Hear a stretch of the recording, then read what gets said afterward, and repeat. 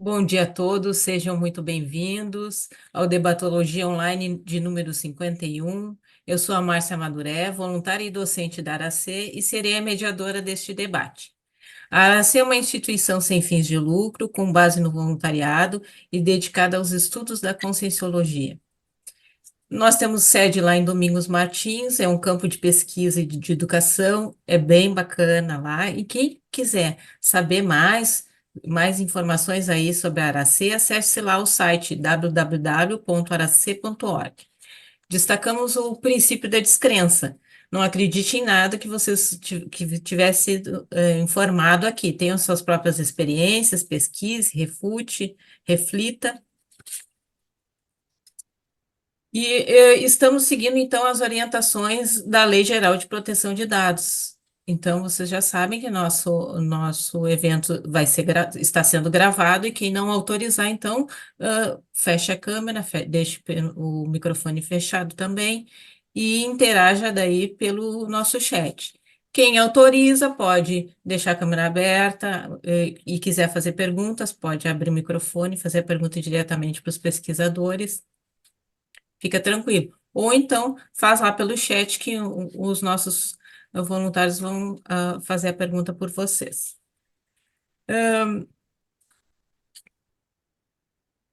Vamos fazer, então, algumas combinações. As perguntas, então, podem ser feitas pelo chat ou pessoalmente ali abrindo o microfone, pedimos que essas perguntas sejam claras, objetivas, sucintas, para que fique claro o que vocês estão querendo saber dos pesquisadores. O texto vai ser disponibilizado ali no chat e recomendamos aí uma leitura prévia para que as perguntas sejam com foco na pesquisa, né, no tema de pesquisa dos pesquisadores. A ideia deste debate é que todos os participantes auxiliem aí e ajudem a aprofundar, ampliar a pesquisa do pessoal. Hoje o nosso debate é um pouquinho diferente. Ele vai contar aí com três pesquisadores, vai ser bem bacana. Então, nós temos aí o Alexandre Rosado, a Maria José Bento e a Karina Buquerque. O Alexandre é graduado em Comunicação Social, mestre e doutor em Educação, professor do Magistério Superior, voluntário do IPC Rio de Janeiro e membro do Grupo de Inclusão e Acessibilidade.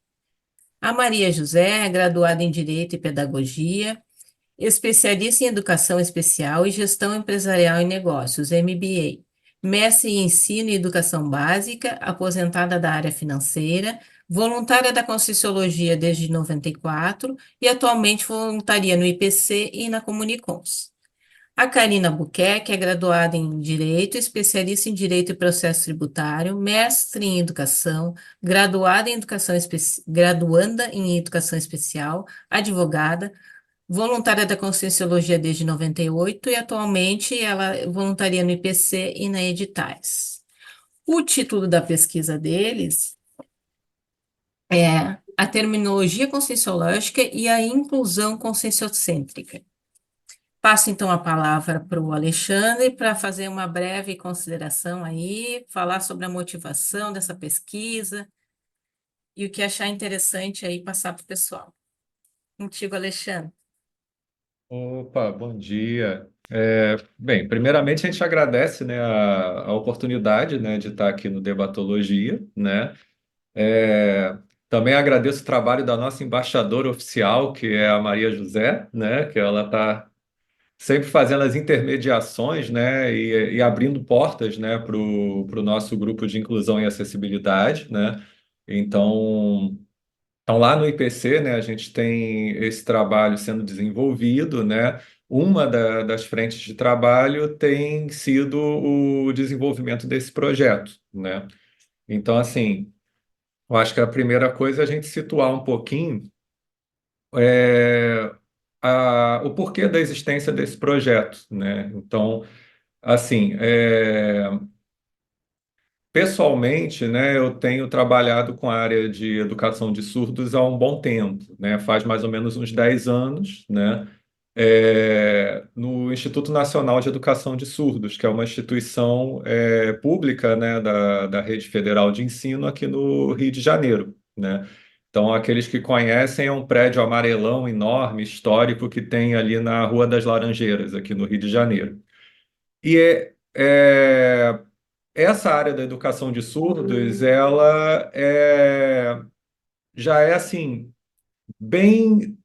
A gente pode dizer que é bem antiga aqui no Brasil, né? O próprio INES ele é fundado em 1856, 55, né? Então a gente tem aí mais de 160 anos, né? E inicialmente as questões foram bem particulares, né? O Dom Pedro II, lá no século XIX, tinha familiares, né, surdos, né? E sentiu a necessidade de criar uma instituição voltada ao público surdo, né? É, além disso, né, a gente também tem historicamente uma relação com a França, porque a nossa base, né, de sinais, da língua brasileira de sinais, ela vem da França, da língua francesa de sinais, que já era bem desenvolvida naquele período, né? Então, isso é uma questão histórica, né? A gente, ao longo dos séculos, sempre teve duas posições disputando esse cenário, né? A posição de que o surdo ele deveria falar, né, ser oralizado, se comunicar em língua oral, e a posição de que o surdo ele deveria se comunicar predominantemente em língua de sinais. Então, essa disputa, né, esses dois campos, essas duas posições, elas vêm aí, vamos dizer assim, batalhando, né, uma com a outra durante alguns séculos.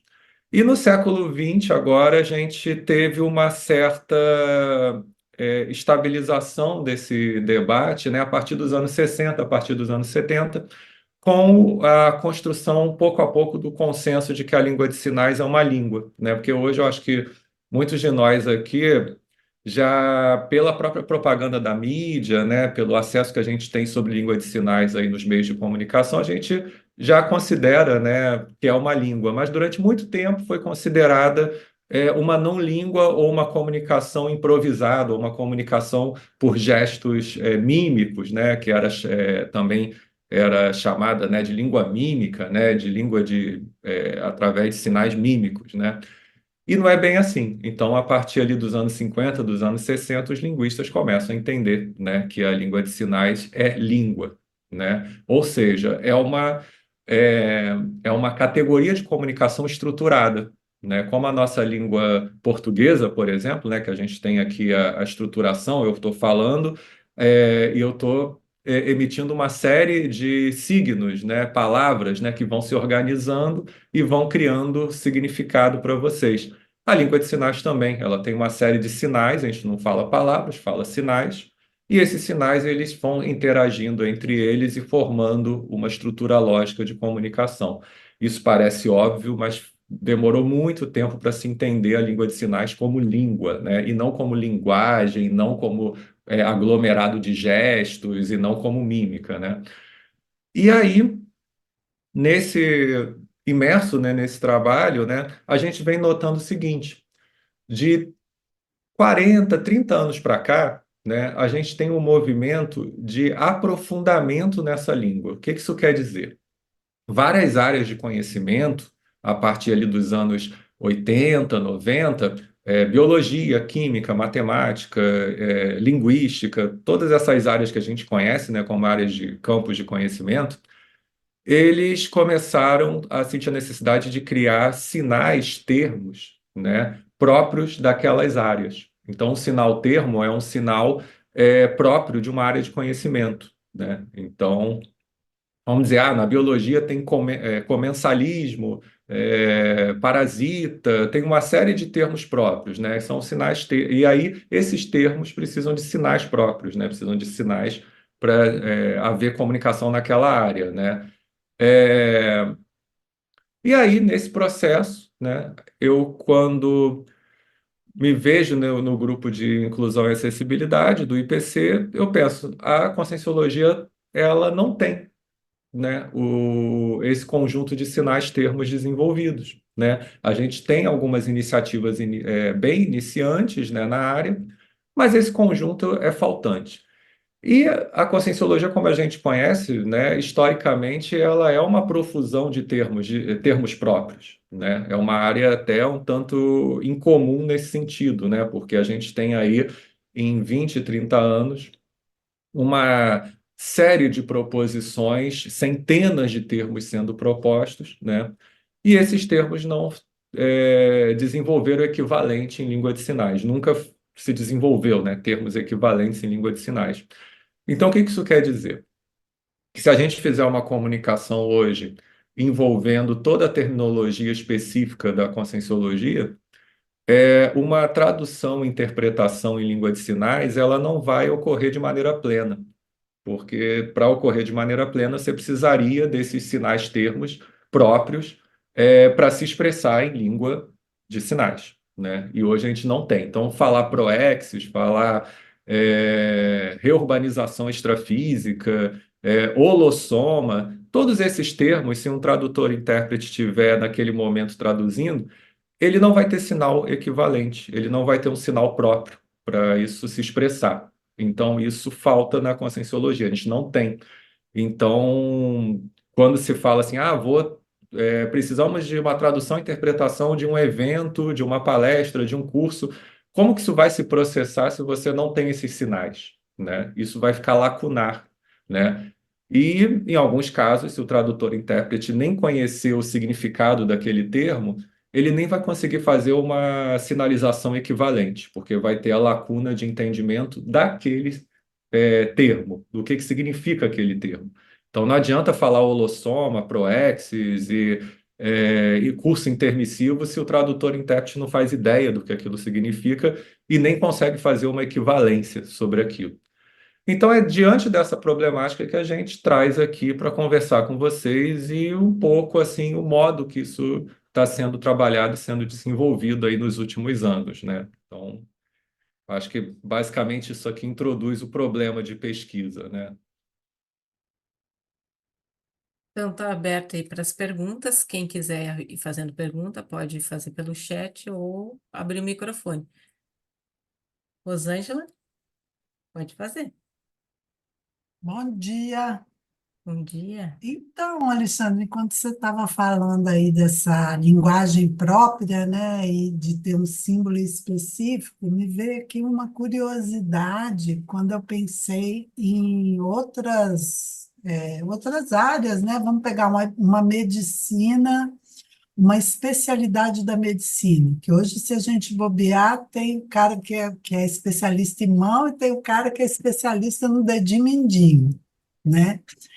Quando a gente pensa nisso, o que que eu queria entender melhor? Na medicina, isso já deve estar, vamos dizer, já tem essa linguagem própria, né? Eles conseguem se comunicar por linguagem de sinais também, quem estuda medicina ou não. Olha, Mas hoje, né? deixa eu só contextualizar completamente, que aí Sim, você sim. já Ah, tá, me, tudo bem. me dá o raciocínio que eu estou querendo entender, vamos colocar assim, né? Aham. Então, como que funciona assim? Por que que em determinadas especialidades, mesmo que o tradutor ele não domine o assunto, mas ele consegue traduzir na linguagem de sinais, e no neologismo específico da conscienciologia, ele, vamos dizer, é mais exigível que tenha esse símbolo específico, entende minha pergunta? Por que que eu lá na medicina eu consigo falar de uma coisa muito específica sem que o tradutor domine o assunto? E daí deve ter algum sinal que identifique aquele tema. Aí na conscienciologia também é assim, então tem que ter esse sinal. Como é que funciona? Não sei se me Tá. fiz clara. É, é, essa comunicação fluida, né, que você está supondo, ela não é assim, não, tá? O que acontece hoje, né, o que a gente observa é que o movimento de criação de sinais termos, né, de área, ele ainda está trabalhando bem na base, né, nas ciências básicas do ensino fundamental e ensino médio, né? Então, enquanto, por exemplo, uma língua oral amadurecida, como a língua portuguesa, a gente tem aí 200, 300 mil termos, né, dicionarizados. As línguas de sinais, elas têm na ordem de alguns milhares de sinais catalogados e ainda bem dispersos, né? A gente hoje tem deixa eu só desligar aqui o WhatsApp, porque fica o barulhinho aqui. Peraí, pronto. É, então, assim, a gente tem na ordem de alguns milhares de termos, né, catalogados e ainda bem dispersos. Então, você tem iniciativas hoje, né, para reunir essas terminologias em alguns portais, em alguns websites de catalogação, né? Tem, por exemplo, um projeto internacional que é o Spread Sign, né, que é um projeto internacional de coleta e armazenamento de termos, né, em língua de sinais que procura fazer essas equivalências também de terminologias internacionais, né? Sinais termos de vários países você confluir numa plataforma. Mas isso são iniciativas ainda em andamento e tentando se estabelecer. Não existe assim um dicionário, vamos dizer assim, oficial, abrangente, da, da, da, da língua brasileira de sinais. Você tem uma iniciativa que é uma catalogação em São Paulo, né, um dicionário impresso, né, em que os sinais é, são desenhados, né, a sequência de gestos é desenhada para o leitor, né, que é o dicionário do Capovilla, lá em São Paulo. Tem uma iniciativa de uma pesquisadora aqui do INES, que é a Tânia Amara Felipe, que é um dicionário de termos de uso, que são os termos cotidianos, não são termos de área, então é bom a gente também dividir isso. Termos de uso é o de conversa cotidiana, né? Ah, eu fui na padaria e comprei um pão. Isso é uma conversa diária de termos de uso, né? Agora, termos de área são esses que você falou, de uma área específica, de uma especialidade específica. É, essa comunicação de áreas específicas, né, ela muitas vezes precisa que o tradutor e intérprete acesse algum tipo de catalogação, se existir naquela área. Então, se a gente hoje buscar pela internet, você tem várias iniciativas locais, né, de criação de termos da biologia, da química, da matemática, da física, né? Não sei se da medicina já tem alguma iniciativa, mas da informática tem o pessoal da informática.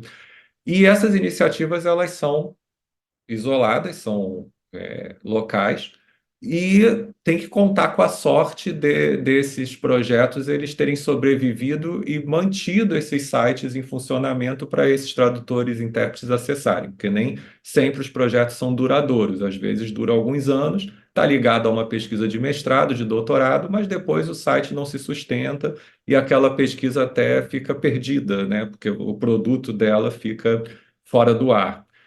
É, então, assim, o que hoje a gente tem, então, não é uma política nacional de catalogação de sinais termos. A gente tem iniciativas, né? Tem na UFSC também, que tem um site agregador de sinais de área, né? E aí são sinais de área universitários, né? Então, da área de computação, da área de design e tudo mais, né? Cursos universitários e áreas, né? Que se agregam nesse catalogador da UFSC. E aqui no INES tem um projeto que é o Manuário, que são termos de área das disciplinas do curso de pedagogia, né? A gente tem um curso aqui de pedagogia e tem as subdisciplinas e procura se catalogar sinais, criar e catalogar sinais básicos das disciplinas do curso de pedagogia. Então, para responder você, primeiro você tem que ter uma catalogação pública, né, à disposição desses sinais de área, né, esses sinais específicos. Se não houver, geralmente o tradutor-intérprete ele faz uma coisa chamada datilologia, né? Então, o que que é datilologia? É você fazer aquele termo em língua oral, né, no caso da nossa língua portuguesa, e você faz uma datilologia que é você soletrar aquele termo oral, né, através das suas mãos. Então, assim, ao invés de você fazer o sinal, por exemplo, tem o sinal de Libras, né? Ao invés de você fazer o sinal específico, você faz a datilologia, né? Libras, né? Então você faz a soletração daquele termo, mas não é o ideal, porque para o surdo, né, aquela datilologia é praticamente você escrever a palavra em língua portuguesa no quadro ou projetar aquela palavra com os caracteres da língua portuguesa. E aí a gente entra num outro subproblema específico da questão a gente entra num subproduto específico aí, um subcampo específico, que é a questão da língua portuguesa ou da língua oral e a comunidade de surdos, né? Qual é o problema aqui? A pessoa surda, né, geralmente ela nasce, né, a pessoa que já nasce surda ou, nasce, ou fica surda alguns meses depois por algum tipo de é, problema específico não genético, né, às vezes meningite também, vários tipos de doenças da infância geram, né, o quadro de surdez.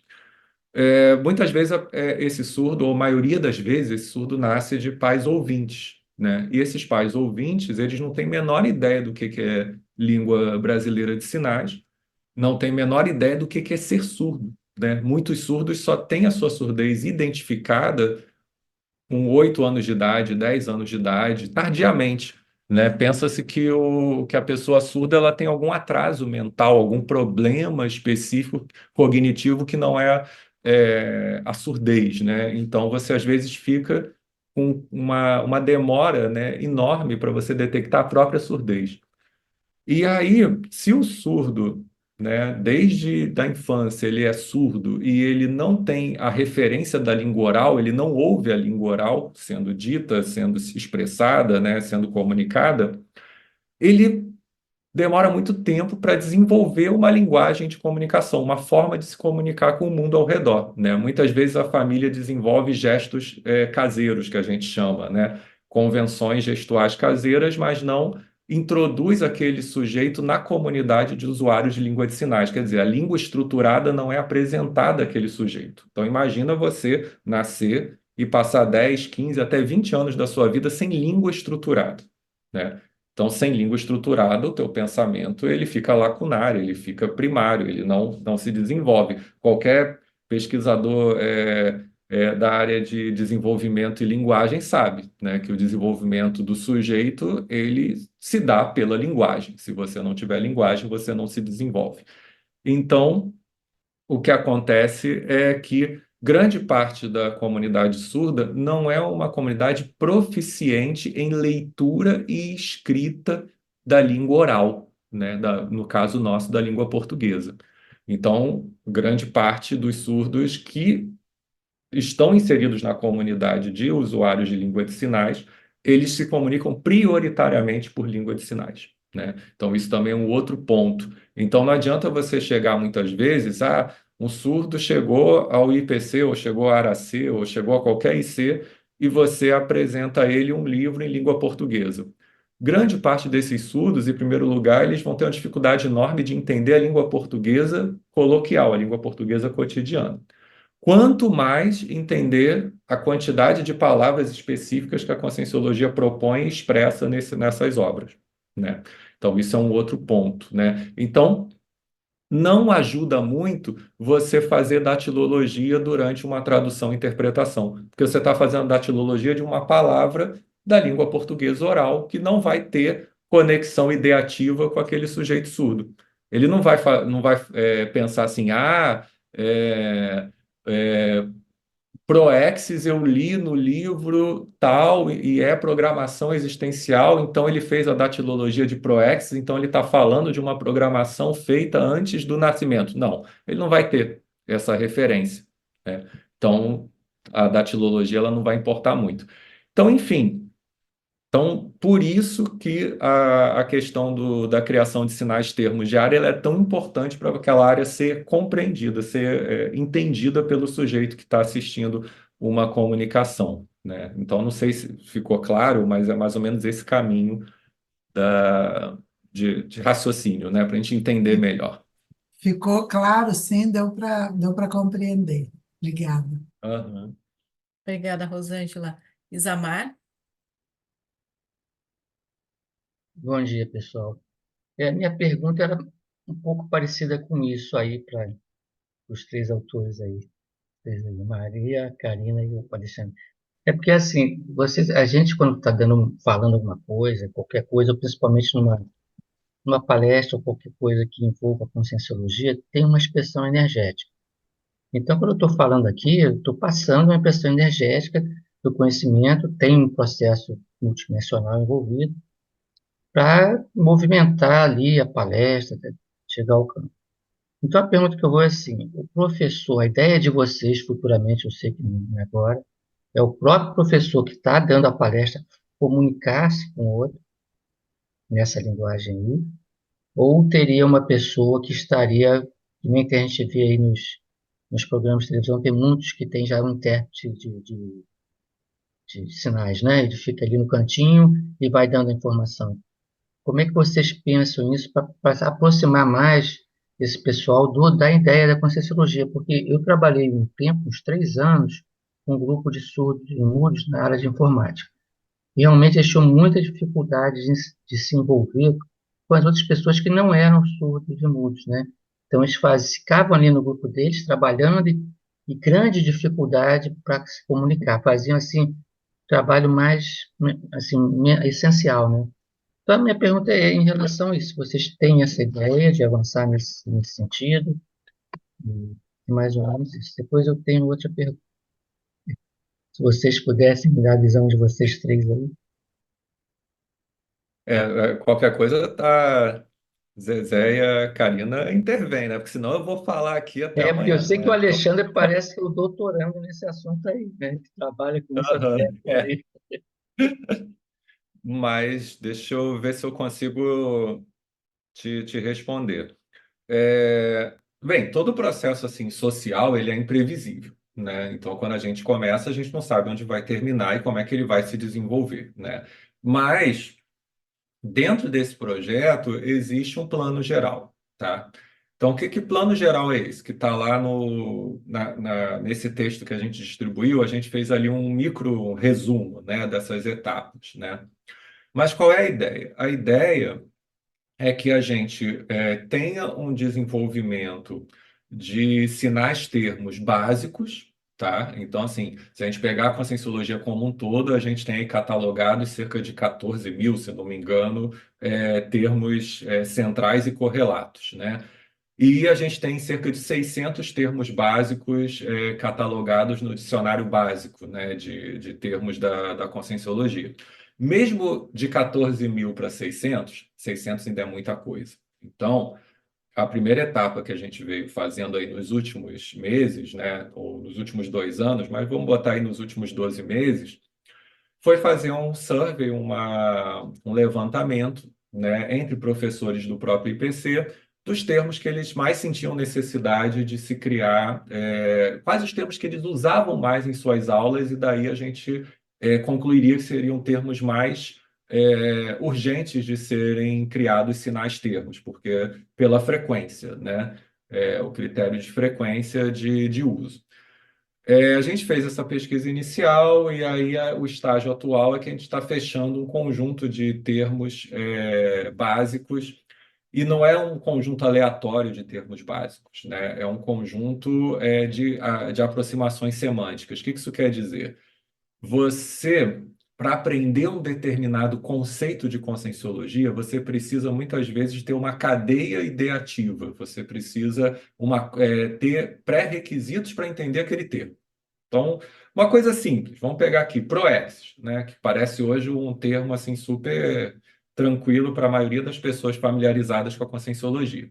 Mas para um sujeito que chega, entender programação existencial, ele tem que entender, em primeiro lugar, que existem vidas sucessivas, né, que existem as séries existenciais, senão aquilo não faz sentido.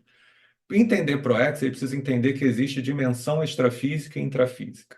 Então, isso é um outro pré-requisito. Para entender ProEx, ele tem que entender que existem locais extrafísicos onde as pessoas debatem e pensam a vida seguinte.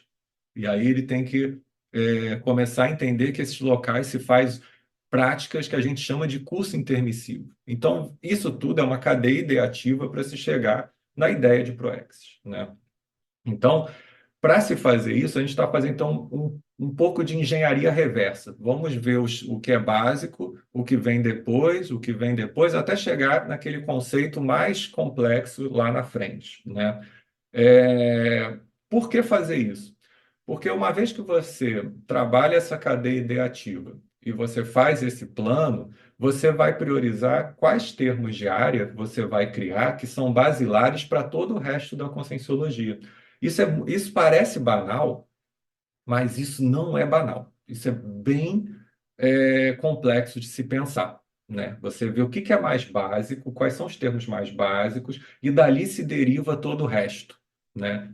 Então, esse é um primeiro trabalho, então, uma etapa, né, que está sendo feita para se chegar na criação dessa primeira leva de sinais termos. Criando-se essa primeira leva de sinais termos, aí a gente chega na etapa mais pública do processo, né? Qual seria a etapa mais pública do processo? Você primeiro ter uma plataforma para disponibilização desses sinais termos, tá? Isso é um trabalho assim que lá no INES, né? Eu tenho contato com duas professoras que trabalham com catalogação de sinais, né?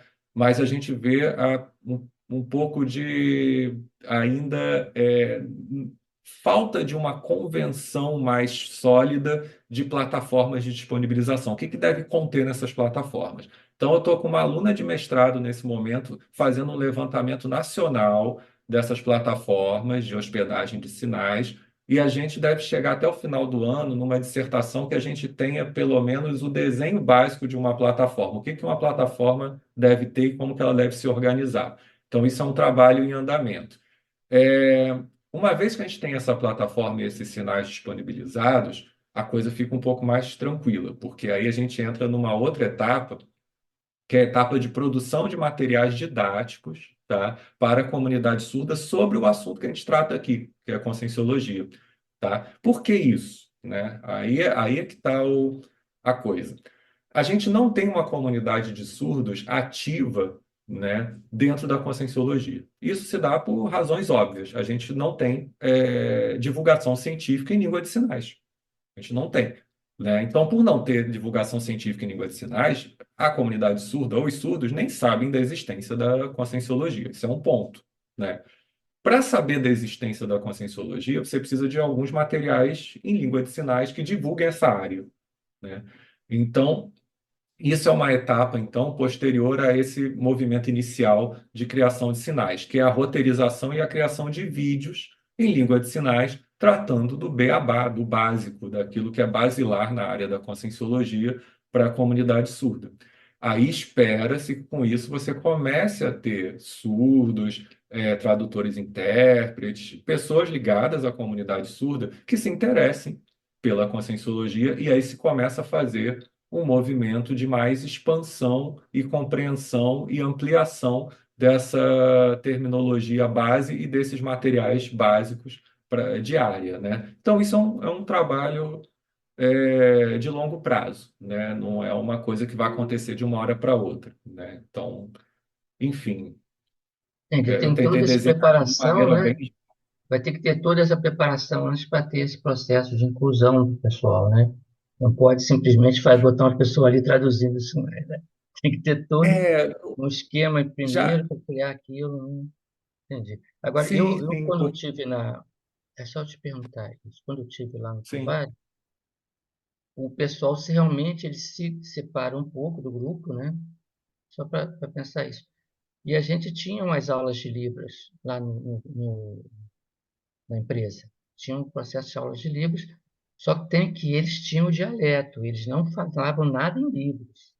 A gente não ficava sabendo, mesmo que você tentasse para pedir para fazer devagar, tentar entender alguma coisa, eles não, tinham toda uma outra forma de se comunicar. Muito interessante. Então, nem adiantava muito. Teve gente que estudou bem Libras lá, mas não conseguiu se comunicar direito, eles ficaram mesmo afastados. Porque eles foram desenvolvendo o dialeto, entendeu? Da forma deles, e foi assim. Eu não sei se Isso essa também não ação é aí vai ter que incomum. ser considerada, né? Isso não é incomum, né? Assim, uma das coisas é porque muitas vezes a gente pensa assim, não, vai ter um tradutor e intérprete, então a comunicação vai acontecer. Então, assim, calma, né? Uma das coisas que a gente mais observa lá no INES, né? Só para ter uma questão de cenário, né? A gente lá tem um curso de graduação em pedagogia que a gente recebe parte ouvintes e parte surdos, né? Metade surdos, metade ouvintes. E o que a gente observa muitas vezes é esse surdo com uma comunicação própria, uma comunicação basilar, um contato reduzido, né, com sinais próprios e estruturados da língua brasileira de sinais, né? E a própria dinâmica do curso de pedagogia, que a gente sempre trabalha o professor e o tradutor e intérprete, né, juntos, né?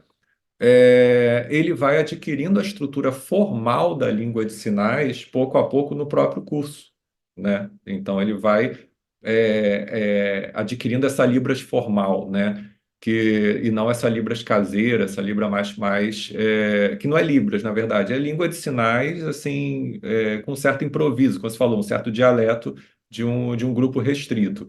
E isso vai se modificando, porque você vai formalizando essa aprendizagem, né? Equivale à própria língua portuguesa. Se você tiver pouco contato com ela, você cria uma língua inicial paralela, né? Uma língua oral lacunar, e que ela só se aperfeiçoa se você tiver contato com as estruturas formais, tanto de comunicação oral quanto de comunicação escrita.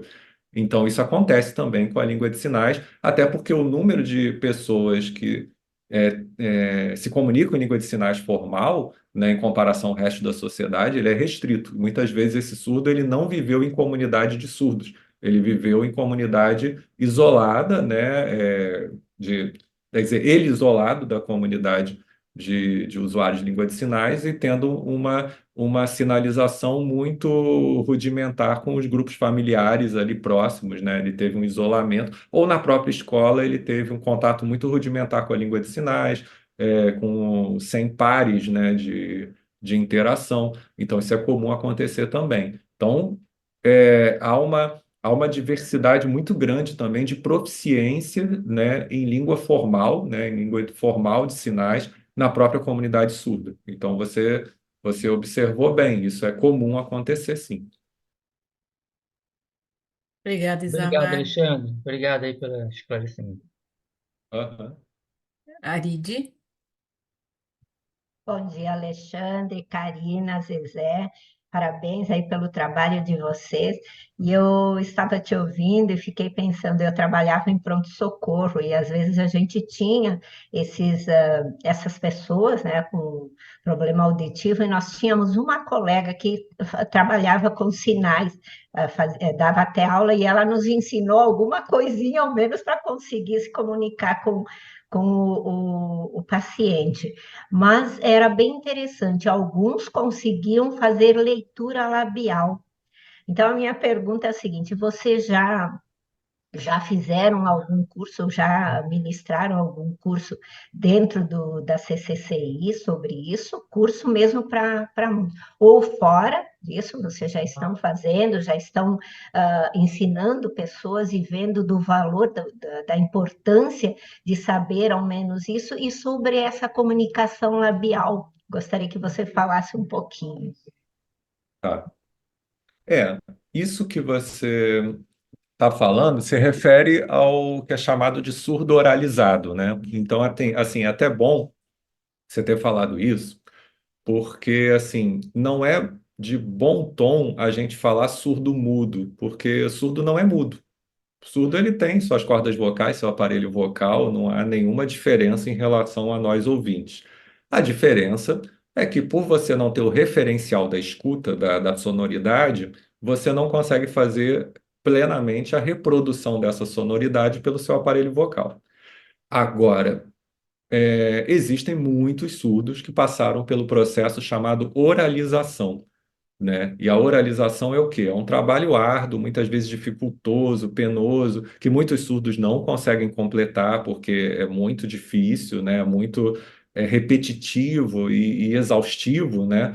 E o processo de oralização é um trabalho específico da fonoaudiologia com surdos, né? Muitas vezes desde criança, em que você vai trabalhando a sensibilidade ao som pela questão do tato, né? Então você trabalha as cordas vocais e ele vai entendendo que o que que é o som do A, o que que é o som do E, o que que é o som do B, e ele fica fazendo esse treino que é exaustivo e muitos é desagradável, né? E alguns que completam esse processo, eles conseguem falar, não necessariamente com uma fala igual à do ouvinte, né? Porque a gente tem todo o referencial da escuta, mas uma fala compreensível, né? Para outro ouvinte. E, consequentemente, como ele faz esse movimento de fala, ele consegue perceber os movimentos labiais que produzem determinados sons, né? Então aí você consegue ler pelos movimentos labiais o que está sendo dito, né? Isso também, uma vez que você entende a língua portuguesa. Então são camadas, né? Você precisa entender a língua oral que está sendo expressa. Se ele vê alguém falando em italiano, em espanhol, em alemão, obviamente ele não vai compreender. Ele vai ver o movimento labial e não identificar o que que aquela palavra significa, né? Porque é um processo de decifração linguística, né? Mas, assim, tem uma parte.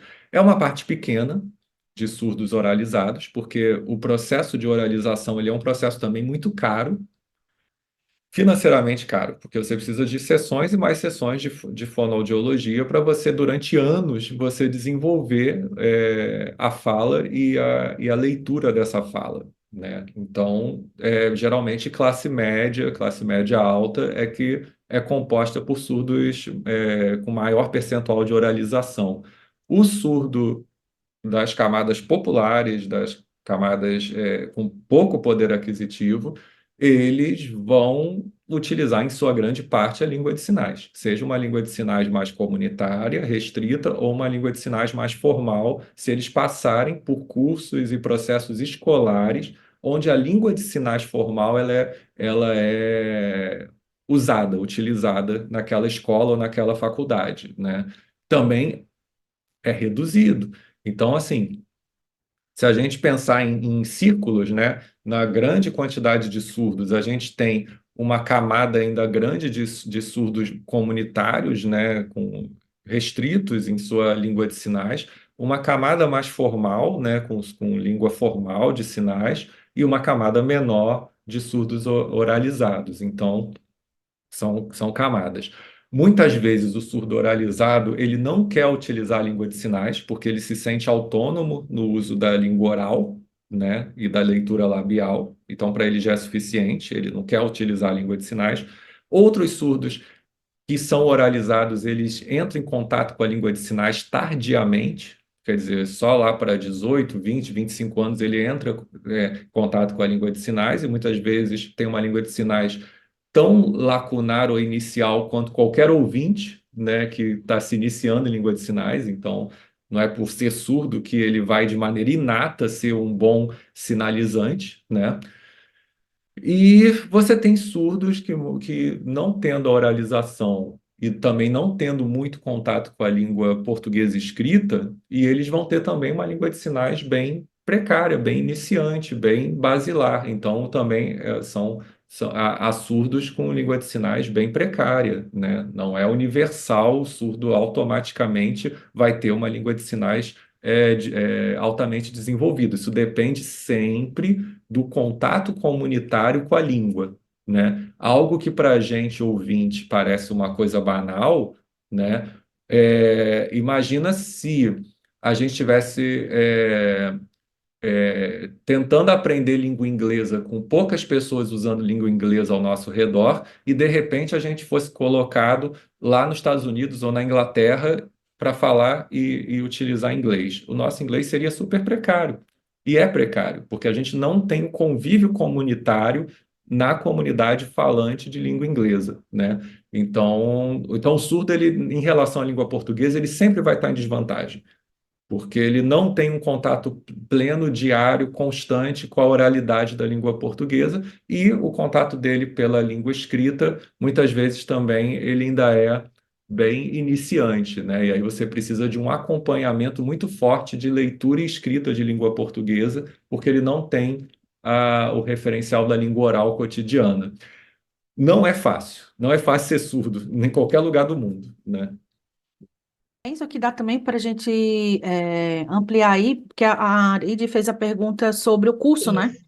Isso, Então, isso. assim, Sim. Arid, eu vou aproveitar aqui também, peço a Zé na sequência, né, também comentar sobre a questão de cursos, atividades, a gente está aos poucos desenvolvendo, né, porque esse grupo, né, que tem desenvolvido essas atividades de maneira mais, assim, estruturada, começou já faz uns 3 anos, né, então a gente está indo pouco a pouco, e aí esse ano, a partir das próprias demandas que foram acontecendo nos anos anteriores, a gente começou a desenvolver algumas ideias e tem a ver com o curso, né? Agora, nesse momento, né, a gente está mais estruturando atividades nesse momento, dentro da instituição lá do IPC, né, que é onde a gente voluntaria. Mas isso não quer dizer que a gente não possa pensar em outras formas para desenvolver isso para a CCI, porque, inclusive, nós consideramos, pelo menos assim, até onde a gente percebe, que esse não é um tema, não deve ser um tema para ficar adstrito numa instituição. Ele tem que ser da CCI, né? Todos nós temos que nos interessar e ser algo até projetos supra-institucionais, né? O próprio glossário, né, de Libras e Sociologia que a gente também está desenvolvendo, embora sejamos voluntários de IPC, estejamos dentro desse cenário institucional desenvolvendo, mas é para ser um projeto supra-institucional, ou seja, que permeie, né, e que realmente vá para a CCI. E aí, especificamente de curso, a gente está começando a desenvolver, e quem está à frente, epicentrando, porque assim, como a gente tem muitas atividades, vocês imaginam, se, por exemplo, o Alexandre ficar com todos os projetos, é muita coisa, então a gente foi desenvolvendo cada um foi pegando um projeto, e esse projeto do curso está com a Zezé. Aí eu vou pedir para ela falar um pouco, né, porque aí ela está desenvolvendo, e aí ela tem aí a experiência, né, de estar fazendo isso. Então, pessoal, bom dia. É uma alegria estar aqui com vocês, né?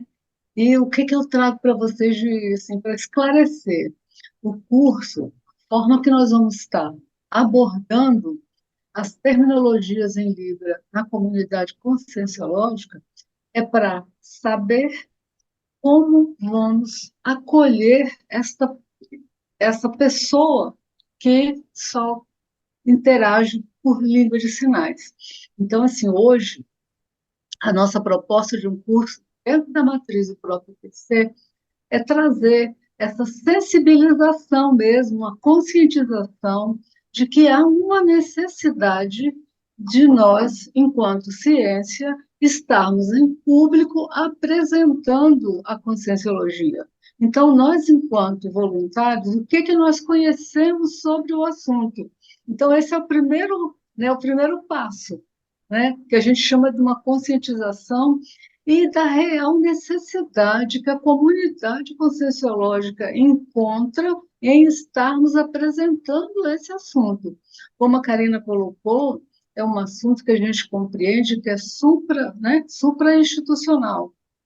Então, precisamos que todos tenham essa visão de que é necessário também, quando estivermos numa live, termos um tradutor e intérprete em Libras para fazer esse contato.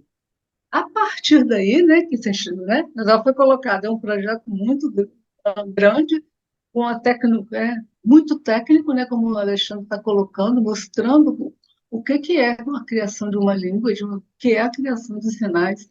A gente olha tudo isso de uma forma, um volume muito grande, e a gente fala, a necessidade nossa hoje é de fazer essa interação com a comunidade surda. Então, não somos nós voluntários, Aride, e nem nós professores de conscienciologias que vamos aprender a terminologia, não. Como o Alexandre colocou, nós teremos os intérpretes para as nossas ações. Então, como nós, enquanto voluntários, vamos acolher? Então, nós estamos criando o dicionário, criando os termos, criando os sinais e preparando a comunidade para interagir com todo esse processo. Então, o curso, hoje, né, o primeiro curso que a gente está Já está até escrito, a gente está fazendo, está na fase de revisão, né? São cursos com 10 horas aula, né? Um curso livre dentro da matriz curricular do IPC, mas que ele pode ser depois, né, passado para todas as outras IC. Então é isso, a gente está no início do princípio do começo de uma conscientização sobre esse novo paradigma, né? Essa quebra, o que a gente está trazendo hoje é a ruptura dessa barreira da pessoa com deficiência, da diversidade de uma forma geral. A gente vem trazendo essa discussão através de verbetes, né? Apresentando em artigos, a gente está fazendo um movimento. Tá? Então, assim, a gente está começando e conta aí com a colaboração de todo mundo. Ok? Eu vou Obrigada, parabéns pelo trabalho. eu queria até aproveitar também para essa questão, né, dos sinais termos e do cursos e outras atividades que a gente já ouviu falar, né, ao longo de várias atividades que nós fizemos dentro do IPC e em outras atividades também de parcerias, enfim. Assim, às vezes o pessoal falando assim, mas será que é necessário? A gente pode contratar, né, um intérprete, pode fazer lá na palestra, e até mesmo teve verbetes que a gente teve intérprete. O verbete que eu apresentei com psicodeficiência teve intérprete. Inclusive era o Carlos, né, que é uma consciência surda, mas ele é oralizado, então a gente conseguiu fazer. Só que aí vejam só, né? Depois, eu estou trazendo essa casuística para vocês verem os problemas ou os desafios. Acho que não é problema, mas os desafios decorrentes disso. À medida que a gente foi falando, o Carlos, no caso, ele conhece a Conscienciologia um pouco, se interessa. Então, assim, na época, tinha alguns termos que antes eu tive que mandar para ele. Olha, por exemplo, curso permissivo, ProEx, dando exemplos, né, aqui. Eu vou falar sobre isso no meu verbete. Mas mesmo assim, como não tinha o sinal termo já, de fato, organizado, ele teve que fazer em datilologia. E aí, no final, o que que acontece? Ficou lá gravado. Aí vamos supor, lá tem pessoas que vão assistir esse verbete com psicodeficiência. Eles vão, em parte, entender o que eu estou falando, porque tem coisas que a gente não precisa do neologismo, da Consciologia, mas teve termos que teve da Didologia, e não significa nada, que é como como o Alexandre falou. Se a gente pensa assim, vamos lá, ProEx, né, que ele falou, é uma cadeia ideativa, como ele falou, são muitas circunstâncias ali dentro de um próprio sinal termo. Então, para a pessoa surda que está pela primeira vez vendo aquele termo, não vai significar o que é ProEx. Então, fica lacunar. A minha informação com psicodeficiência, em parte ele pode ter entendido, mas uma parte ficou lacunar. Então, foi decorrência disso, depois de algumas apresentações em Libras, pelo menos a partir de nós, né, enquanto grupo, que a gente até meio que tomou, não uma decisão, não é? Mas assim, a gente chegou à conclusão que talvez nesse momento, eu estou falando enquanto grupo ali, né? Não estou falando da comunidade da Conscienciologia, né? Mas assim, a gente, eu, Zezé, Alexandre, né, o grupo da inclusão do IPC, a gente não recomendou mais utilizar nesse momento tradução de Libras, sabe? Simultânea naquele momento. Por quê? Por causa disso. Acho que ficou meio. Acho que esse exemplo que eu dei, acho que vocês conseguiram entender, né? No sentido de que, por mais que a gente tenha uma boa intenção, mas essa intenção tem que ser qualificada, porque no final de fato, eu consegui, vou dar um exemplo meu, né? Será que eu consegui, de fato, que eu consigo com deficiência para a pessoa surda ele conseguisse entender? Não sei, entende? Eu até mandei na época para um professor meu que é surdo, né? E ele é professor de Libras, mandei para ele. Eu não tive o retorno dele até hoje, mas assim, eu fui mandando para algumas pessoas, sabe? Para ver se até ter esse termômetro. Então, acho que é importante também entender isso. Que às vezes a gente tem essas, é, essas ações, né, essas iniciativas. Não, então agora vamos incluir, vamos fazer movimento de inclusão. Só que a gente tem que ter muita atenção e um discernimento para como a gente vai fazer isso. E aí vem uma questão só agora para pontuar, a questão da barreira, que a Zezé falou. Eu acho que no final de tudo, gente, a gente pode trabalhar com sinal termo, a gente pode fazer vários movimentos de acessibilidade, mas tem uma acessibilidade, tem um tipo de barreira que é a principal que a gente precisa quebrar na CCI, que é a barreira atitudinal. Então, a gente pode ter a rampa, a gente pode ter o tradutor, a gente pode ter as tecnologias assistivas, a gente pode ter tudo isso. Mas se a nossa comunidade, enquanto, né, consciências, não entender esses tipos de preconceitos e barreiras atitudinais que elas tenham, não vai funcionar. Então, por isso que, por um lado, essa conscientização que a Zé falou que a gente está trazendo através do curso, isso é um exemplo, porque a conscientização, ela vai nisso, para ajudar as pessoas a entenderem os seus próprios preconceitos, os estigmas, as próprias dificuldades, falta de entendimento, equalizar a informação. Então, é um trabalho que a gente tem que fazer em várias camadas, né, de conscientização, mas também, isso também não quer dizer que não possa ter outros movimentos, mas é que é necessário, né, que a gente entre em um processo de gradual mesmo, sabe, de fazer acessibilidade na nossa comunidade. Parabéns, parabéns pelo trabalho. Imagina que inclusão multidimensional vocês estão fazendo nesse trabalho, como vocês disseram, de formiguinha, que eu também sempre achei que fosse simples, assim, ela está falando, ela vai traduzir em Libras, o pessoal vai entender. E agora eu compreendi que não é tão simples assim, não é simplesmente ter o tradutor. Olha, muito obrigada, parabéns pelo trabalho. Obrigada, Aride. Orlando? Bom dia a todos e parabéns a Zé, Alexandre e Karina. A minha pergunta é o seguinte: eu participei outro dia até de uma. Eu fui assistir uma peça de teatro, a última sessão de Freud, e durante o espetáculo tinha um pessoal de Libras interpretando a fala dos autores. E depois, quando terminou a peça, o ator, que é o Odilon Wagner, também se expressou e tinha uma pessoa, duas meninas, fazendo a interpretação. Aí eu pergunto o seguinte: claro que a comunidade conscienciológica ainda vai demorar um pouco, né, que está todo aí nesse princípio desse projeto, que é bastante interessante, a gente tem que ir também se adaptando, né, que o mundo hoje é outro. Porque nós tivemos uma experiência, não sei se a Zezé estava comigo, uma aluna que nós tivemos, antes da pandemia, ela era deficiente visual. E eu fui um dos professores. Como ela não tinha como escrever, mas a gente teve que se adaptar e falar pausadamente a aula e perguntar se ela estava entendendo. Que é também aí vocês estão nesse projeto, não só o surdo-mudo, mas também o deficiente visual, a gente tem que ter esse aprendizado, perguntar, porque lá no teatro, o ator perguntou se tinha alguém que era surdo-mudo que precisaria de língua de sinais. Então, é um projeto muito bonito aí da comunidade, mas é um negócio que a gente tem que ir se adaptando e ir aceitando.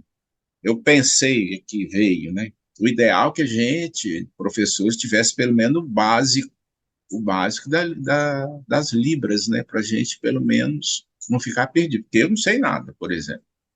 Entendeu? É isso aí. Parabéns aí. O projeto é maravilhoso.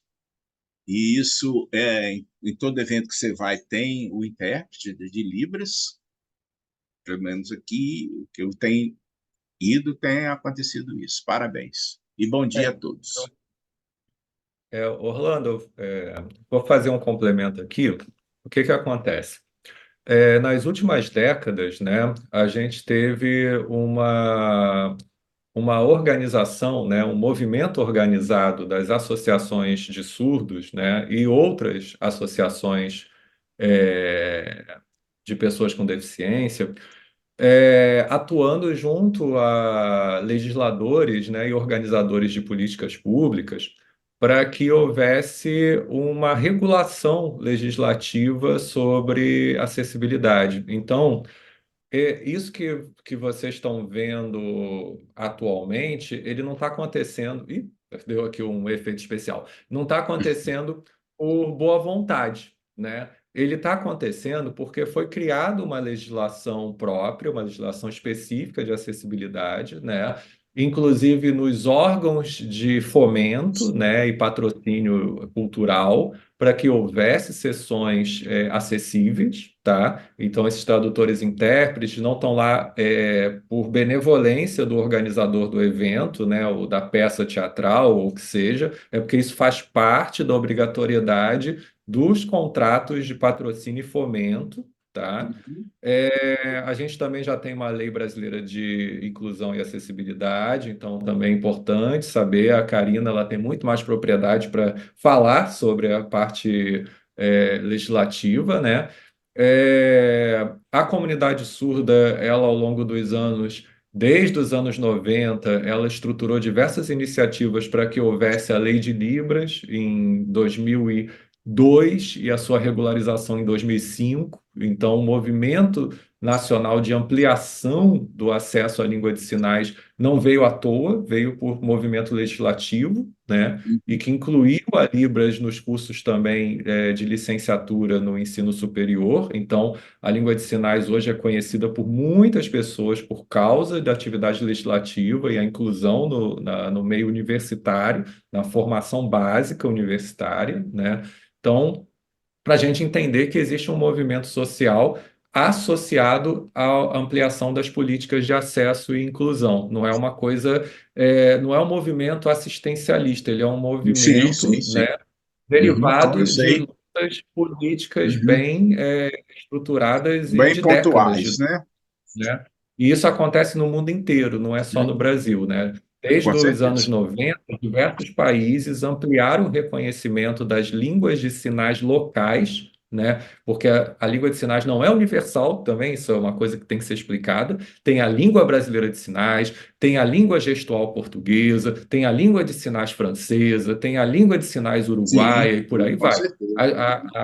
As nações, elas têm língua de sinais estruturadas próprias, né, desenvolvidas naqueles territórios, né? E o próprio Brasil não tem somente a língua brasileira de sinais, você tem diversas línguas de sinais de matriz indígena, né? Isso também é importante a gente entender. Existem é, é, grupos, etnias indígenas no Brasil que historicamente se comunicam em língua gestual, língua de sinais. Então, nem todas as etnias indígenas se comunicam em língua oral. Então, é importante a gente conhecer isso também, né? A língua de sinais ela não é própria somente do surdo. Existem grupos de ouvintes que se comunicam historicamente em língua de sinais também, né? Então, existem várias modalidades de comunicação, a língua de sinais é uma delas, né? Então, enfim, então é importante a gente entender isso. Há um movimento histórico em andamento, né, para que a língua de sinais ela seja reconhecida e utilizada, né? Não é benevolência somente. Eu vou aproveitar a pergunta Ok, do muito obrigado, Orlando. hein? Oi. Eu vou Uhum. aproveitar a pergunta do Orlando para complementar também, aproveitando ações, né? Porque eu acho que também a gente aqui não é só para teorizar, né? Mas a gente pode trazer algumas situações para melhorar o nosso voluntariado. Então, assim, isso que aconteceu nessa aula aí, que o Orlando, né, esteve, isso aí foi um tipo de acessibilidade que vocês tentaram, né, fazer com que aproximasse aquele conteúdo para a pessoa com deficiência visual. E isso é isso é importante, né? A gente já está atento a essas ações, né? O que que a gente pode fazer? E aí, por exemplo, outros exemplos, considerando a deficiência visual, a gente pode considerar assim, vai apresentar slides, né? Eu tô aqui colocando coisas básicas, tá, gente, eu não vou trazer coisas complexas, e cada um aqui que tem experiência até pode trazer, assim, já outras coisas que já fizeram. Mas, por exemplo, você tem lá uma aula que você já vai ter um slide. Então, você já pode, se você tem aquele aluno inscrito no curso, você já pode enviar para ele. E desde que esse slide, é importante também dizer, ele possa ser lido pelo leitor ali da pessoa com deficiência visual, porque nem tudo que a gente apresenta visualmente, né, assim, em Word ou em PDF, nem tudo, às vezes, ele consegue captar para ser lido. Então, vou dar um exemplo. No Word. Hoje, geralmente, dá para a gente fazer uma captura, a leitura, né? Só que se você coloca uma imagem, ele não vai ler. Então, por isso que, não sei se vocês já viram que no Word se você clica 2 vezes, você consegue colocar um texto para que seja lida aquela imagem. E geralmente eu faço descrição de imagem dessas imagens quando eu coloco em textos de Word. Então, isso é um exemplo, assim, para vocês, né? Ter em sala de aula. É um exemplo de acessibilidade para, se for atender, né, lá a pessoa visual. Vai dar uma palestra. Aí na palestra, lá não sabe que vai ser escrito, né? Que a gente não tem como saber. E aí chega uma pessoa com deficiência visual. Aí uma ideia seria, se vocês vão apresentar alguma coisa que é visual, você falar, olha, aqui no meu lado esquerdo ou direito, eu coloquei aqui uma figura, eu desenhei, ou está escrito no quadro X, vocês podem na hora falar, né? Isso eu estou falando para a pessoa visual. Agora vamos supor a pessoa surda, né? Que é a tônica aqui hoje também é falar mais sobre isso. Bom, aí vem a questão. Você não tem como interpretar em Libras, não sabe. E mesmo que você soubesse, às vezes não tem como a gente ali, ao mesmo tempo, exigiria assim um pouco um esforço, né, para você falar e também fazer a parte, né, da interpretação. Então, uma ideia é talvez você, primeiro, né, chegar nessa pessoa, ver se essa pessoa é oralizada. Porque se essa pessoa for oralizada, já contribui se você ficar de frente, né? Evitar ficar de lado, porque aí ela vai poder estar te observando. Então, assim, são situações para a gente começar a pensar, né? Dessa acessibilidade, ela até significa aproximação, né? Tem aqui, né, a Fabiana, ela está aqui, ela está na sequência de fazer pergunta, ela é especialista em acessibilidade, ela tem um verbete acessibilidade interassistencial, foi o primeiro verbete, assim, na Conscienciologia que começou dentro dessa tônica da inclusão, acessibilidade. E aí eu acho muito importante trazer essa questão, porque são ações pequenas que a gente pode começar a ter. Tudo bem, a gente poderia estar fazendo o máximo, tipo, ter uma interpretação de Libras, ter um glossário de Libras, ter. Isso é o máximo, mas enquanto a gente não tem esse máximo, a gente pode pensar nisso, nessas ações pontuais, sabe? Que ela, pelo menos, a gente não vai. Chega o aluno, a gente vai virar, aí vai virar as costas, a gente vai dizer: olha, a gente não tem como te atender, vai embora. Então, a gente tem que encontrar alguma solução, ainda que não seja a melhor, mas vai ser temporária, vai servir ali, pelo menos, para ele ser assistido naquele momento, né? Então, aproveitando a pergunta do Orlando, eu queria trazer isso, né? Alguns exemplos. Obrigada, Karina. Obrigada, Orlando. Fabiane? Oi, bom dia, gente. Eu estou muito feliz de estar aqui e, assim, gostaria de agradecer. Estou aprendendo demais com vocês. Eu estou vendo uma outra cara do grupo, né? Que eu já estive no grupo, tive que sair, já estou pensando em voltar de novo. E, assim, é uma coisa muito boa que eu estou vendo. Vão sim. E, assim, é que nem eu acho que a Karina me trouxe uma questão que eu fico pensando no IPC, na Conscienciologia como um todo, né? Eu tenho uma questão de atrair pessoas com deficiência, então é um público que vem para mim. Só para vocês terem uma noção, eu fiz esse CP2, teve uma pessoa ele é cadeirante e uma pessoa que era surda. Surda, mas ela fazia a leitura labial. Então, assim, aonde eu vou, eu encontro pessoas com deficiência. Então, isso para mim é mais natural. É um público de assistência e uma história de vida, dessa vida até que eu tenho, que eu acho que traz isso. E eu fiquei pensando nessa questão de grupo, né? Assim, eu estou achando assim espetacular essa questão da estrutura, que é uma coisa que eu preciso aprender, que às vezes eu quero incluir a pessoa, só que não tem a estrutura para incluir e acaba não dando certo, né? Mas eu fico pensando, que nem a Karina falou agora, dessas pessoas que acabam chegando para a gente, eles têm o primeiro acesso à Conscienciologia, né? Uma pessoa que é surda, uma pessoa que é cega, e às vezes ela não consegue continuar por conta de não ter a acessibilidade, né? Então, estou vendo assim uma questão do que a gente, como voluntário, pode fazer de início para que essa pessoa ela consiga manter com a gente, né? Ela consiga continuar, mesmo não tendo toda essa estrutura já formalizada, já tudo certinho. Como é que vocês veem aí como um grupo? Obrigada, viu, gente? Gratidão aí por tudo. Opa, Não, também destacar que a Fabiana ela tem aí um dos trabalhos, né, importantíssimos é a acessibilidade aos livros digitais, né, que é um trabalho que muitas vezes ele não é visível, né?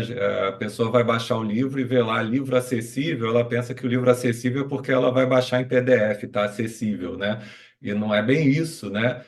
O livro acessível, ele é um trabalho minucioso de formatação para que aqueles hífens, aqueles cabeçalhos, números de páginas não sejam lidos e atrapalhem, né, a leitura do leitor digital, né, do software de leitura digital e uma série então de adaptações para que haja uma leitura fluida para a pessoa cega, né, por exemplo, né, ela consiga ouvir aquele material de maneira fluida, de maneira correta. Então, é um trabalho minucioso, exaustivo, que é fantástico e que muitas vezes é desconhecido, né? O que é feito de bastidores para aquele material estar à disposição. Agora, na questão, é claro que a gente está trabalhando em dois universos completamente diferentes. O universo da pessoa cega e da pessoa surda são muito diferentes porque primeiro, e essencial, é a questão linguística, né? Então, por que que a gente está aqui falando de terminologia, de glossário, de linguística, em até certo ponto semiótica, né? Porque tem a questão da diferença linguística. A língua portuguesa e a língua de sinais não são equivalentes. Então, assim, língua de sinais não é você transformar a língua portuguesa em sinais. A língua de sinais ela tem uma outra estrutura de manifestação, tem uma outra estrutura de espacialização dos elementos.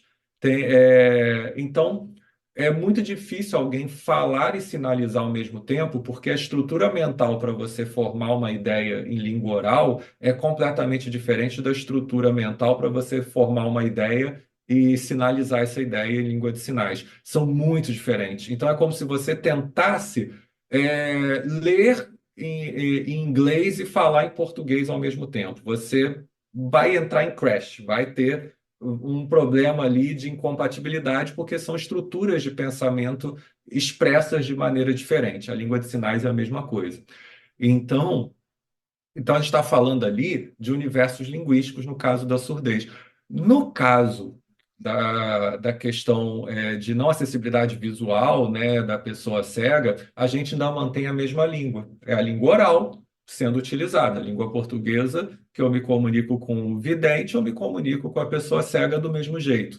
Ah, só falando aqui que vidente é a pessoa que vê, tá? Não estou falando da evidência, da clarividência, só para a gente também, porque são os termos polissêmicos, né? Mas o vidente é a pessoa que vê, é o contraste da pessoa cega, que é a pessoa que não vê, né? O ouvinte é a pessoa que ouve, que é o contraste com a pessoa surda que não ouve. Então, a pessoa cega, a gente tem essa acessibilidade linguística. Você fala e conversa com a pessoa cega do mesmo jeito que você conversa com a pessoa ouvinte. Não vai ter barreira linguística. O que vai ter barreira é no acesso ao elemento visual, como a Karina colocou. O acesso à imagem, o acesso à organização visual de uma informação, né, é que conta e que precisa ser feita a transposição semiótica de uma coisa para outra, né? Transposição semiótica é você passar uma modalidade de expressão linguística para outra, né? Ou, no caso da imagem, para o texto ou a imagem para a voz, né? Que é o que é feito ali para a pessoa cega, que é o que Orlando narrou. Não é necessariamente falar devagar, mas é você expressar os elementos não acessíveis para aquela pessoa com baixa visão ou cegueira, né?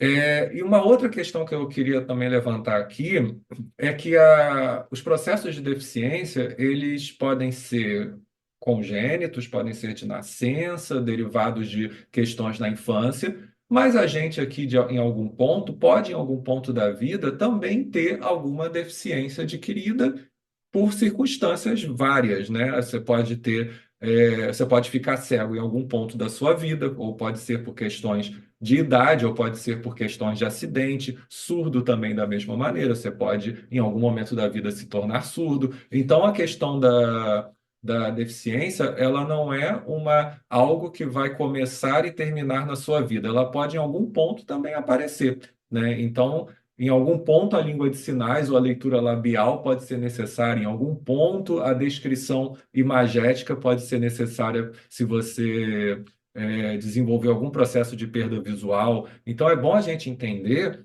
que essa acessibilidade ela também pode ser para algum momento da vida de alguma pessoa que venha desenvolver determinado tipo de deficiência, né? Então, não é uma questão só específica de um público distante de nós, né? Um dia a gente também pode necessitar do leitor digital dos livros que a Fabiane tá fazendo todo lá o trabalho de adaptação, né? Se a gente eventualmente não tiver mais o acesso visual às obras escritas, né? Então é importante também a gente entender essa questão circunstancial, né?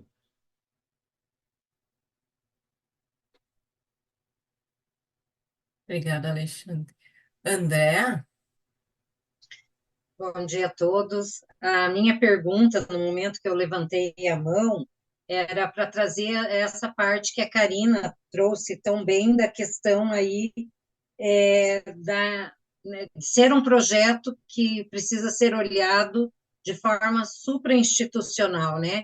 Então, assim, para mim, dentro da conscienciologia, é a primeira vez que eu estou ouvindo falar de um projeto nessa linha de pesquisa aí. Quero agradecer bastante aí ao Alexandre, a Karina e a Maria José, né? O quanto é importante. Nós estamos aqui em voluntários de várias instituições, que a gente possa ir conversando nos grupos que a gente participa, né, e difundindo essa ideia. Porque eu trabalho em escola municipal e chega bastante para a gente situações e que a gente não está qualificado, né? Por exemplo, eu não domino a língua brasileira de sinais. E às vezes você não tem o aluno, mas você tem a família. Então, eu lembro de um caso em que o aluno era ouvinte, mas os pais não.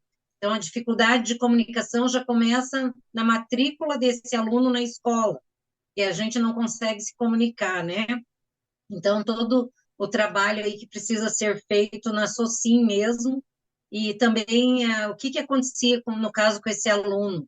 Ele tinha uma revolta, assim, sabe, uma agressividade, quando ele estava no convívio na escola, porque ele era o único ali da turma que os pais tinham essa limitação ali, né, e ele não sabia muito lidar. Então, todo esse conflito que ele vivia, uma criança ali de 7 anos, você ter que trabalhar esse lado emocional também, para inserir ele e a família, né? E trazer que, apesar disso, a família podia participar, podia contribuir, até para os outros aprenderem. E fiquei pensando, a partir daí, de quantas sinapses que a gente precisa estar fazendo para ter esse entendimento. Porque quando a gente fez as tratativas de trazer esse tema, a gente pensou, não, então a gente precisa ter um intérprete de sinais na nossa atividade, sem o entendimento que vocês trazem, que não é essa simplicidade. Não, a gente precisa todo um preparo. Então, a intenção qualificada, né? Se vocês puderem falar um pouquinho disso aí, dessa questão desse aprendizado que a gente precisa ter antes de querer compartilhar com os outros, né? Então, essa autoaprendizado. Então, eu vou aproveitar a tua pergunta também e complementar lá para a resposta da Fábio, né? Que é assim, eu vou dizer a partir de mim, o que eu tenho mais aprendido, eu vou utilizar assim, dessa maneira. Às vezes, que a gente, assim, quando vai trabalhar com inclusão e acessibilidade, agora aqui na CCI, é a gente realmente ter esse olhar, discernimento de não. Sabe quando a gente vai tramar uma situação, não tramar no sentido negativo, tramar uma situação, não, a gente vai atender a todo mundo que chega.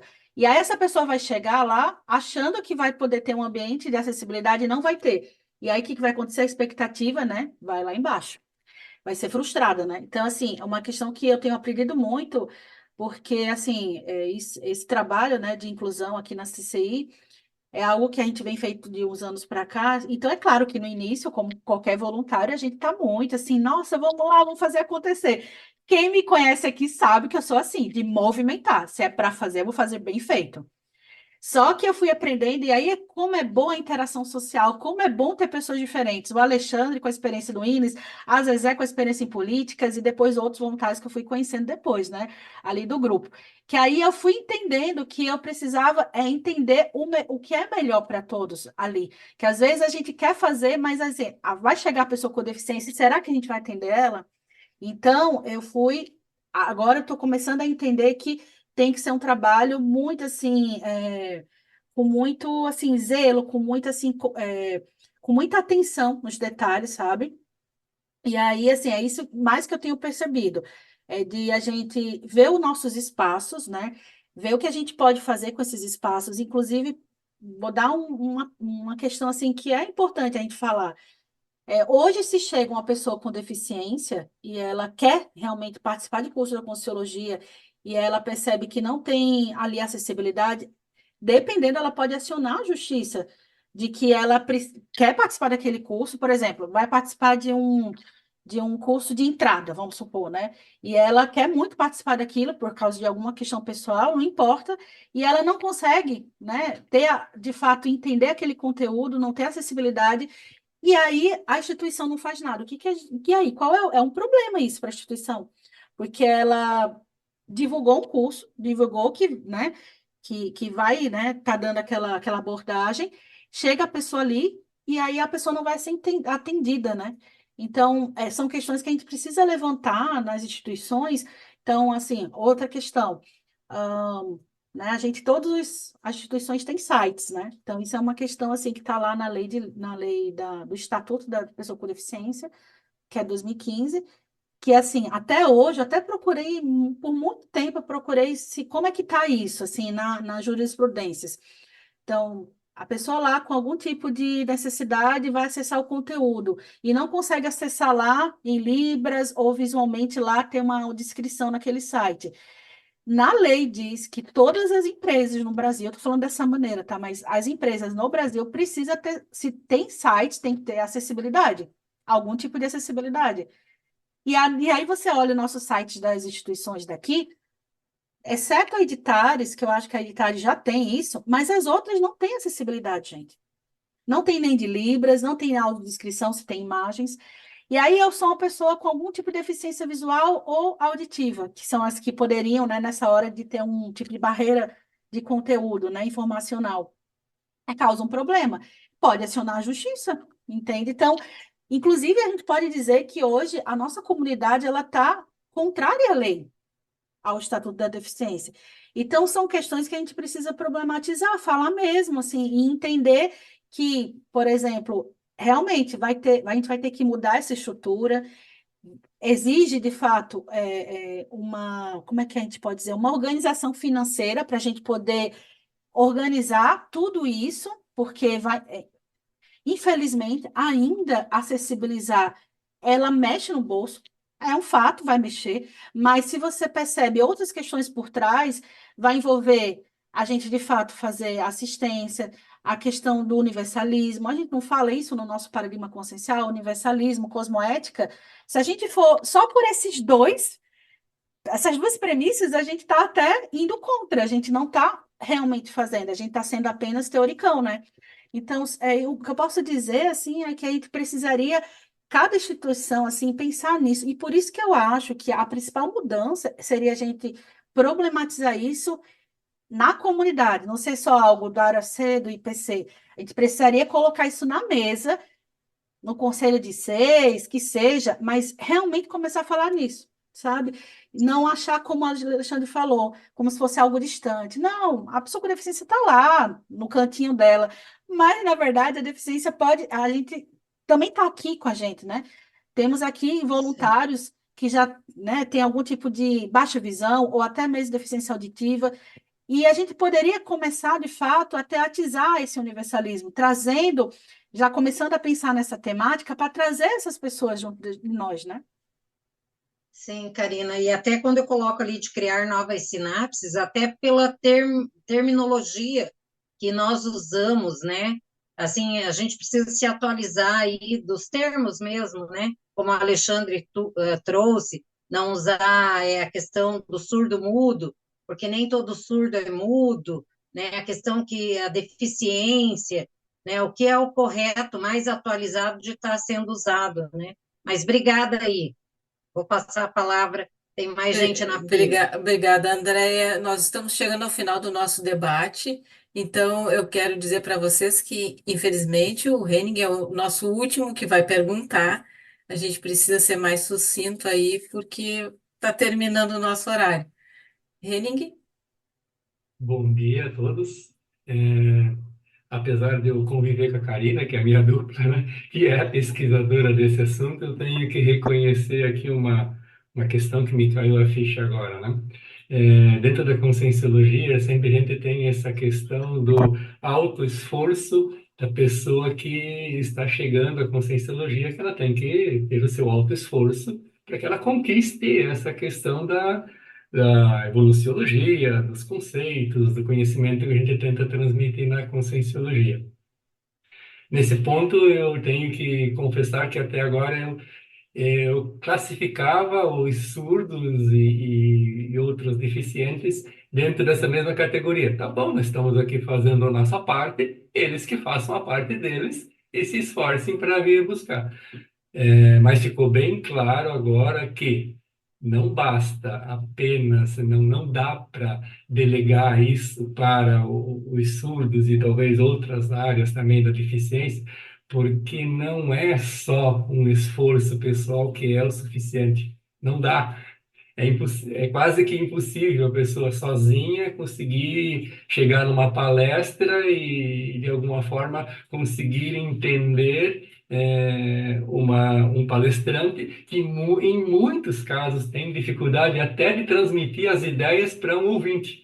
Como é que ele vai conseguir transmitir aquelas ideias para uma pessoa surda, né? Então, nesse sentido, eu tenho que reconhecer que havia uma ignorância de minha parte em classificar as pessoas surdas dessa maneira, que elas têm que se esforçar. Eu estou aqui fazendo a minha parte, elas que façam a parte delas e venham buscar o conhecimento. Então, eu tenho só isso que eu queria comentar, que realmente existia essa ignorância de minha parte, e eu quero reconhecer isso aqui, que eu vou ter que dar um jeito de alguma forma, não sei como, lógico, com a ajuda desse grupo, talvez a gente consiga remediar isso com mais facilidade. Muito obrigado. Obrigada, Renner, pela participação. E ó, não é só tua, não é só teu esse problema de entendimento. Cada um aqui, em um grau maior ou menor, vai acabar, pensa, concorda em algumas coisas contigo. Bom, Alexandre, Karina, Zezé, a gente deixa aí para vocês um espaço para vocês fazerem as considerações finais. Não sei se o É, Alexandre resume para todos, se aham. algum. Não, eu deixei aberto, né? Isso, Enfim, tá. mas, assim, eu acho que primeiro a gente fazer aqui uma autopropaganda, né? Que esse texto fornecido aqui para o Debatologia, ele foi um resumo, né? Expandido, mas um resumo do trabalho que a gente tem escrito e que vai apresentar no Congresso Internacional de Conscienciologia, agora em julho, né? Em Foz do Iguaçu. Então, a gente vai ter também a presença numa das mesas do Congresso falando desse assunto da terminologia, da produção, né, dos sinais termos em língua de sinais para a conscienciologia, né? Outra, outro convite também que eu deixo, né, é para visitarem o repositório da Enciclosapiens, né, porque lá já tem uma quantidade razoável de verbetes escritos sobre o tema de inclusão e acessibilidade, né? O, o primeirinho que teve lá, né, que não tem o nosso envolvimento direto, foi em 2014, que foi o verbete Arquitetura Inclusiva, né? E aí depois vieram os outros, né? Tem o Consciensurda de 2021 e por aí vai. E a gente teve aí uma série de trabalhos sendo produzidos e que alguns estão listados no final desse mini texto, desse resumo expandido lá na parte de verbetes, né? Então, o pessoal ficar atento porque a gente tem tido um crescendo de apresentações, né? não só do grupo de inclusão e acessibilidade, o que já deixa a gente bem feliz, né? Recentemente a gente teve um verbete sobre síndrome de Down, né? Recentemente apresentado. Então a gente está tendo um acúmulo de trabalhos, né? E é muito importante esse movimento, porque esse acúmulo de trabalhos também vai dar base, né, para a construção dos cursos sobre inclusão e acessibilidade, como esse que a Zezé está encabeçando, né, epicentrando nesse momento, né, a construção desse material. Então, isso é um movimento que está em andamento e eu acho importante a inclusão da inclusão na Enciclopédia da Conscienciologia como repositório, né, para a gente entender melhor esses assuntos. Então, para quem quiser, entre em contato com a gente ou vai ao repositório e baixe lá os verbetes para fazer a leitura desses panoramas que já tem lá sobre inclusão em geral, acessibilidade em geral, mas também questões específicas, como no caso da surdez, a gente tem lá como surda, ensurdecimento, educação de surdos. Então já existe uma escrita, né, consolidada, né, em andamento, mas já consolidada nesses verbetes. Então é importante também avisar. Obrigada, Karina? Alexandre. Karina, Zezé. Agradecer também a oportunidade e deixar o espaço, né? Assim, a gente aqui, nossos contatos, né? Uhum. Não sei, aqui no final, né? Se a gente pode deixar ali os e-mails. Não sei se no Pode. próprio paper tem o e-mail. Não sei se chegou a ter Tem sim. e-mail, né? Tem. Então já tem os Tem. e-mails, né? E a gente deixa assim também aberto para a gente ter novas oportunidades, até assim, não só aqui na Aracê, mas se tiver aqui outras instituições, né? A gente pode também estar falando sobre esse tema. E também, pessoal, não só a gente também quer que essas ideias, cada um aqui, se interessar, desenvolver, porque eu acho que também isso é importante, né? Não ficar em um grupo. Eu acho que é importante cada um também desenvolver essas ideias de inclusão, de Uhum. acolhimento inclusivo, né?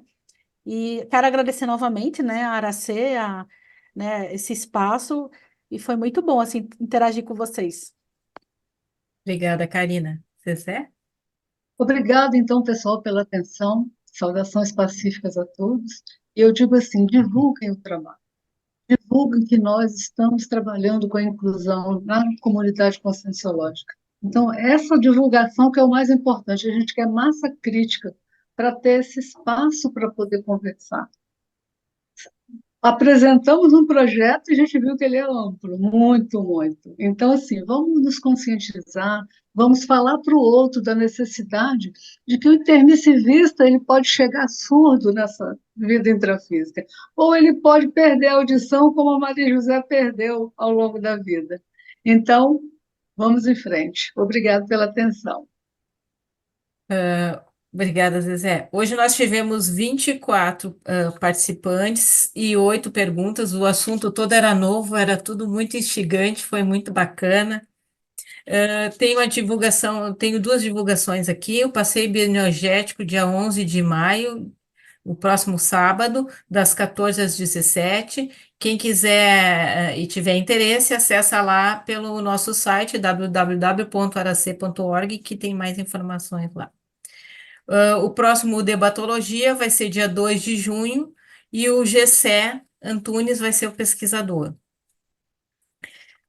Eu quero reforçar também o convite para outros pesquisadores da Conscienciologia que venham aqui, apresentem seus trabalhos para a gente ajudar a aprofundar aí e até para se informar melhor de alguns assuntos que nem o de vocês. Então, se inscrevam, entrem em contato com a equipe que a gente está de braços abertos aqui para acolher a pesquisa de vocês e divulgar. Eu peço que quem desejar abrir as câmeras para a gente tirar uma foto, todo mundo junto aí, as fotógrafas oficiais aí, tirem as fotos.